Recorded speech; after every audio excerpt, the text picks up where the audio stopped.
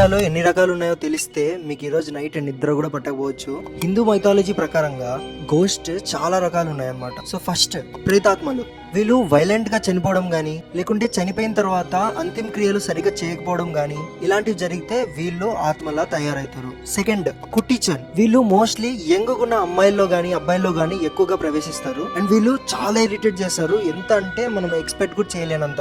And third పేత్ని. వీళ్ళు female ghost. వీళ్ళ life లో ఏమైనా కోరుకొని అవి కంప్లీట్ అయ్యే ముందే చనిపోయినా గానీ వీళ్ళు పేత్ని దయాల్లో తయారవుతారు. ఫోర్త్ డాయన్. సాంస్క్రిట్ లో డాకిని అని కూడా అంటారు. వీళ్ళు బ్లాక్ మ్యాజిక్ ని ప్రాక్టీస్ చేస్తారంట. వీళ్ళు చూడ్డానికి చాలా ఘోరంగా ఉంటారు. వీళ్ళ గోర్లు నల్లగా పెద్దగా ఉంటాయి. అండ్ వీళ్ళ కాళ్ళు రివర్స్ తిరుగుంటాయంట.